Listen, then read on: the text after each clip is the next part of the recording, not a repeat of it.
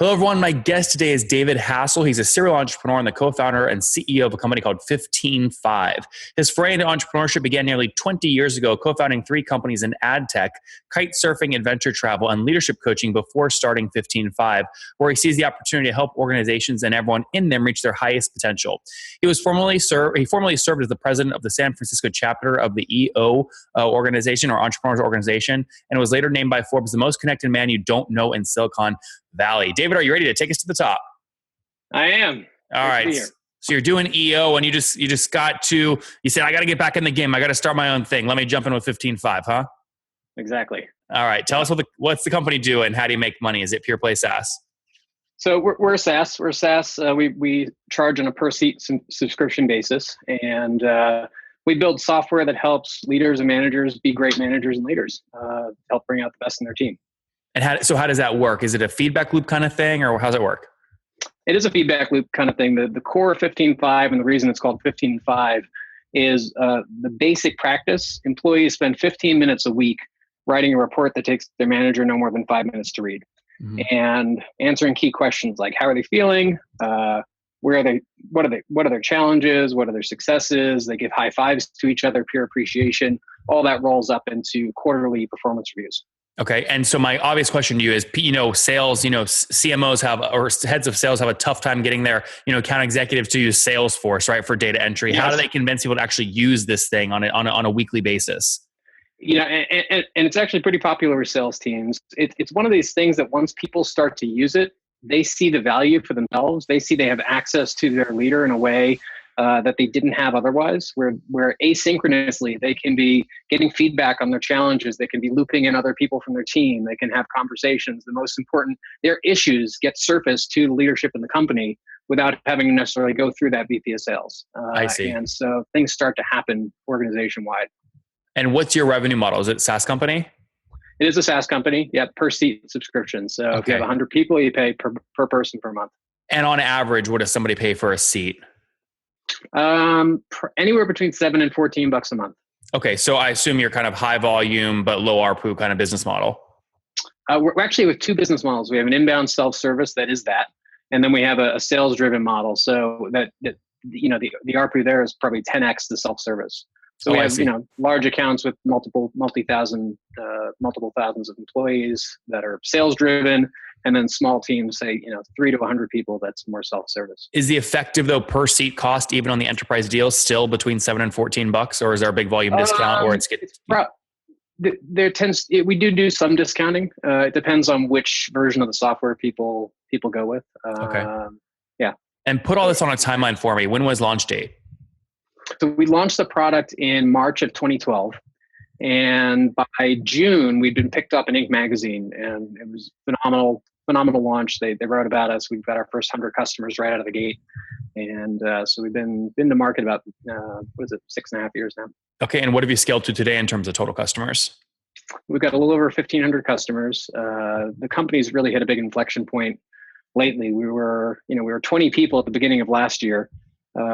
We were 50 people last month. We'll be 65 next month, and 120 by this time next year. And so, did you raise capital to drive some of this hiring spree, or is it all funded by revenue? Currently, it's all funded by revenue. Yeah. Okay. And so you're bootstrapped today? Yeah, we're not bootstrapped.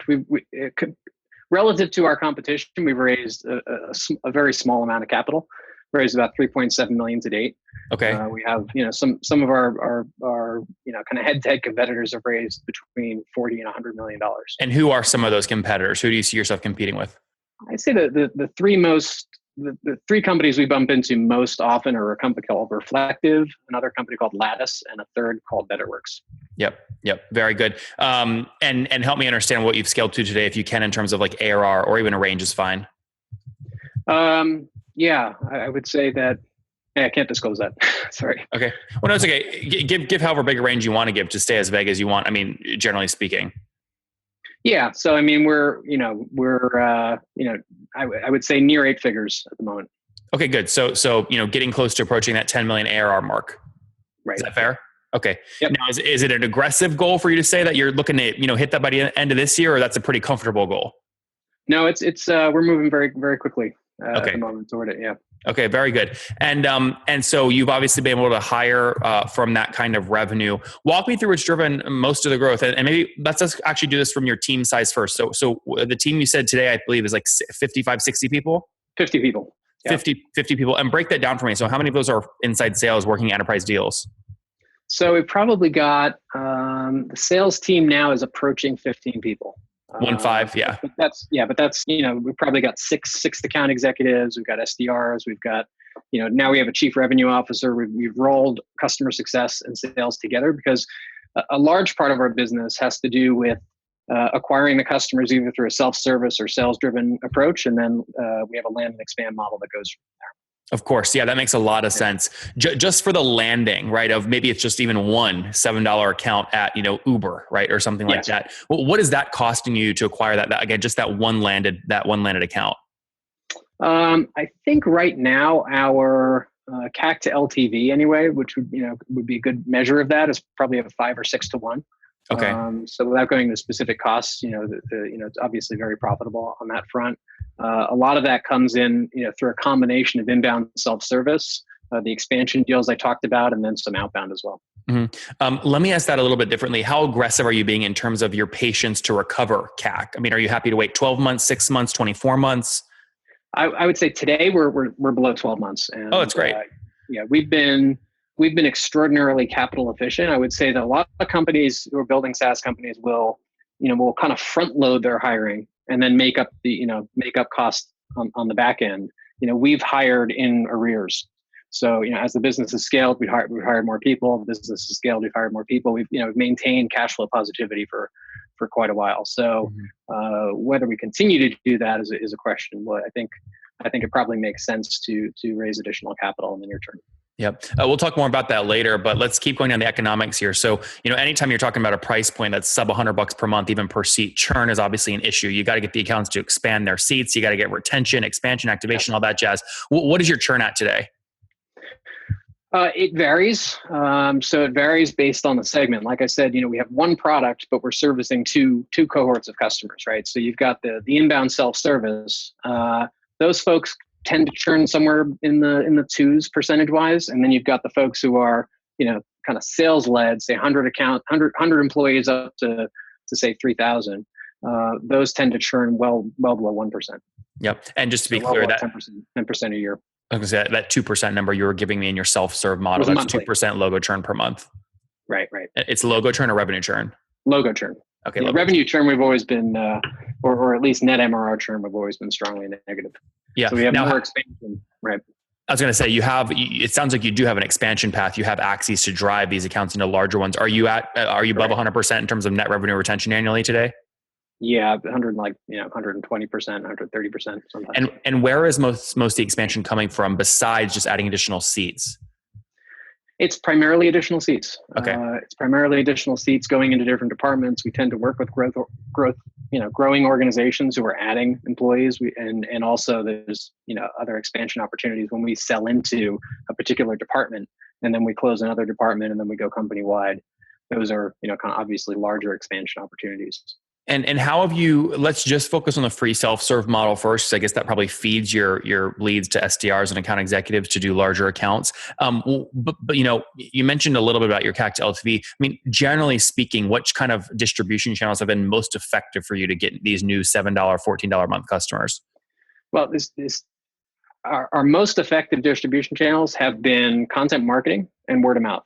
And that's why we've been able to build a very capital efficient business. We actually haven't spent a lot on paid acquisition. That's a game that I think can be played with a lot of capital when you're figuring things out. Obviously, as you hit on something where you can essentially buy customers at a certain cost, you tend to go through that at a certain point and have to continue to find other ways to buy customers, right? But I think the most sustainable way to build a business is building a product that people love, that they talk about, that has high net promoter score.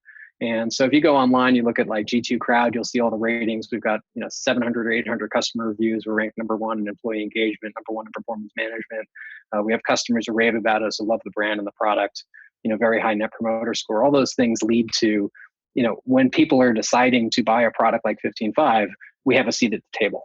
Yeah. What do you do to drive that behavior in your app? A lot of people, you might put up a very soft reminder. Hey, if you're enjoying this, go leave a review on G2 Crowd, for example. Specifically, what do you do to drive the reviews?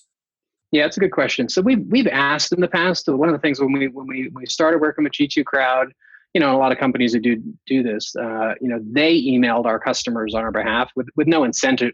There's no incentive or anything like that. People who left the reviews did so because they wanted to, but there was a nudge and a reminder. Well, just to be clear, David, I'll say there's a lot of very popular tools that have no ratings because they don't give a nudge. I mean, I'm not exactly. asking, do you bribe for reviews? I'm saying, what do you do in the onboarding, yes. or what do you do to make sure that if they do love the thing, they're going and leaving that review? Yes, exactly. One of the things that we've done in the past, and I'm not sure if this is actually set up right now, but when people would leave their net promoter score, if they were a promoter or gave, even if they were neutral or a promoter, we might say, hey, if you're really enjoying 15.5, consider, going here or there to leave a review.